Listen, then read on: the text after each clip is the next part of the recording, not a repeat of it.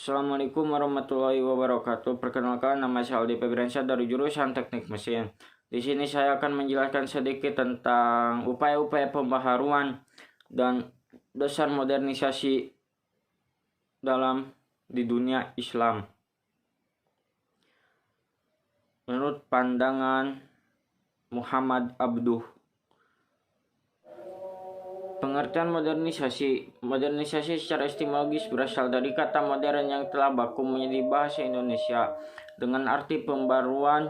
Dalam masyarakat barat, modernisasi mengandung arti pikiran, aliran, gerakan, dan usaha-usaha untuk mengubah paham-paham, adat istiadat, institusi-institusi lama, dan lain sebagainya, agar semua itu menjadi sesuai dengan pendapat-pendapat dari keadaan baru yang ditimbulkan oleh ilmu pengetahuan dan teknologi modern.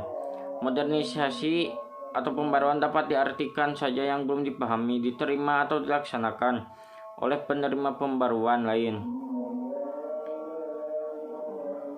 Meskipun bukan hal yang baru bagi orang lain, dengan demikian modernisasi merupakan proses pembaruan untuk memperbaiki keadaan, baik dari segi cara konsep dan serangkaian metode yang bisa diterapkan dalam rangka mengantarkan keadaan yang lebih baik. Landasan pembaharuan.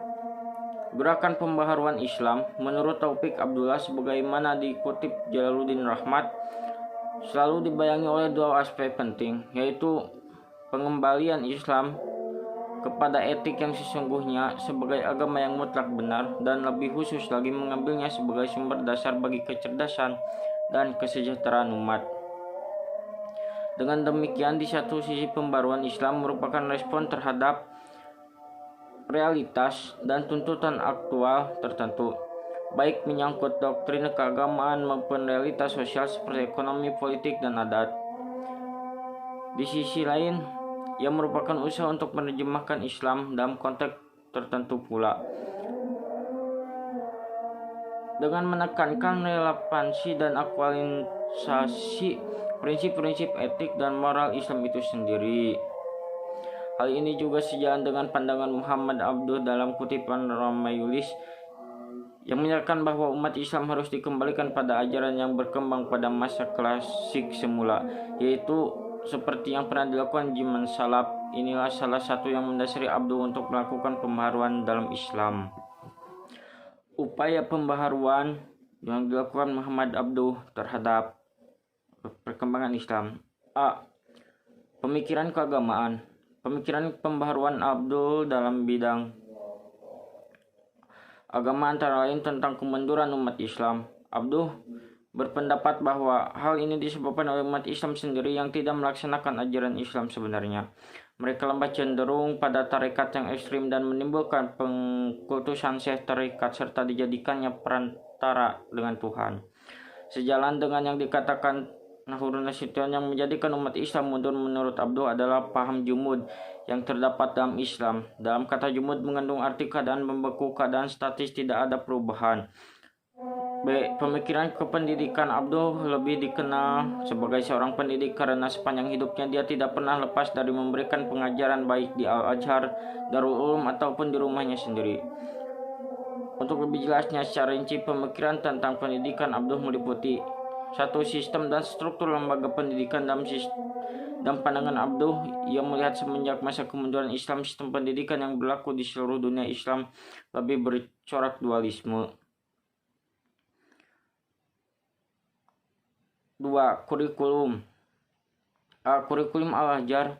Kurikulum perguruan tinggi Al-Azhar disesuaikan dengan kebutuhan masyarakat pada masa itu. Dalam hal ini ia memasukkan ilmu filsafat, logika, dan ilmu pengetahuan modern ke dalam kurikulum Al-Azhar. B. Kurikulum sekolah dasar. Ia beranggapan bahwa dasar membentuk jiwa agama hendaklah dimulai semenjak masa kanak-kanak. Oleh karena itu, mata pelajaran agama hendaklah dijadikan sebagai inti dari semua mata pelajaran. C. Sekolah menengah dan sekolah kejuruan. Ia mendirikan sekolah menengah pemerintah untuk menghasilkan tenaga ahli dalam berbagai lapangan administrasi, militer, kesehatan, perindustrian, dan sebagainya. Melalui pendidikan ini, Abdul merasa perlu untuk memasukkan beberapa materi khususnya pendidikan agama. 3. Metode. Muhammad Abduh menguas cara memperoleh ilmu dengan metode hafalan, dengan metode rasional dan pemahaman. Insight. Selanjutnya ada pembaharuan hukum. Pembaharuan hukum secara praktis dilakukan oleh Abduh setelah ia menjabat sebagai mufti negara. Di lembaga ini ia banyak mengeluarkan fatwa-fatwa keagamaan dengan tidak menganut fatwa-fatwa keagamaan, dengan tidak menganut madhab dan aliran tertentu. Hal ini disebabkan keyakinan dan pentingnya akal dan ijtihad untuk menyelesaikan permasalahan yang dihadapi saat itu. Salah satu pendapatnya yang berbeda dengan para ulama lain tradisional seperti menyembelih lembu setelah dipukuli hingga lemas dan tidak menyebut nama Allah yang dihukumi Abduh sebagai sah dan halal dagingnya. Sebagai seorang ulama yang sanggup dan berani mengadakan ijtihad, bebas fatwanya menggambarkan ketidakterikatan pada pendapat ulama pada masa-masa sebelumnya, yakni dia memakai prinsip talfik. Masih dalam soal hukum, menurut Abduh sebagaimana dikutip Iqbal, Abduh sangat menolak umat Islam yang mencari sistem hukum yang tidak sejalan dengan tradisi budaya dan masyarakat. Dalam hal ini Abduh menolak adopsi sistem hukum barat untuk Islam. Menurut Abduh, hukum yang akan dijalankan untuk masyarakat haruslah sesuai dengan kepribadian masyarakat itu sendiri. Hukum barat hanya sesuai dengan kepribadian dan identitas masyarakat barat yang sangat menjunjung tinggi semangat liberalisme. Kalau ini ditetapkan untuk masyarakat muslim, maka mereka akan kehilangan identitasnya sebagai masyarakat yang religius. Ini akan membuat masyarakat muslim mengalami keterpecahan. Sekian penjelasan dari saya. Mohon maaf bila banyak kekurangan. Wabillahi taufiq wal hidayah. Wassalamualaikum warahmatullahi wabarakatuh.